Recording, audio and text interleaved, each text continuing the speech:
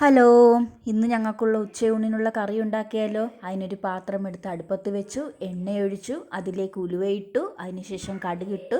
അത് പൊട്ടിക്കഴിഞ്ഞപ്പോഴേക്ക് ഞാൻ ചതച്ച് വെച്ചിരിക്കുന്ന വെളുത്തുള്ളിയും കുരുമുളകും ചുമന്നുള്ളിയും കൂടി ഞാൻ ഇട്ടരച്ച് കേട്ടോ, എളുപ്പത്തിന് വേണ്ടിയിട്ട്. അതിലേക്ക് ഞാൻ തക്കാളിക്ക ഇട്ടു. തക്കാളിക്ക് നല്ലതുപോലെ ഇതായി വന്നപ്പോഴേക്ക് ഞാൻ അതിലേക്ക് എടുത്തു വെച്ചിരിക്കുന്ന പൊടിയാണിട്ട്, മുളക് പൊടി, മഞ്ഞൾപ്പൊടി, മല്ലിപ്പൊടി ഇട്ടു.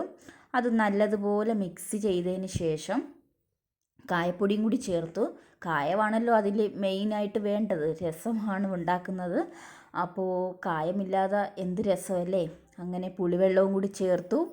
അങ്ങനെ അത് നല്ലതുപോലെ മിക്സ് ചെയ്ത് വെള്ളവും കൂടി ഒഴിച്ചു മൂടി വെച്ച് അങ്ങ് തിളയ്ക്കാൻ വേണ്ടിയിട്ട് വെച്ചു. ഉപ്പും കൂടി ചേർത്തിട്ട്.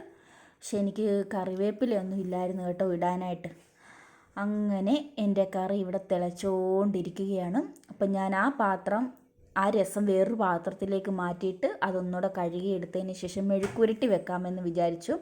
അതിലേക്ക് എണ്ണ ഒഴിച്ചു, കടുകിട്ടു, പിന്നെ അരിഞ്ഞു വെച്ചിരിക്കുന്ന കോവയ്ക്കയും പച്ചമുളകും ഉള്ളിയും കൂടി ചേർത്ത്.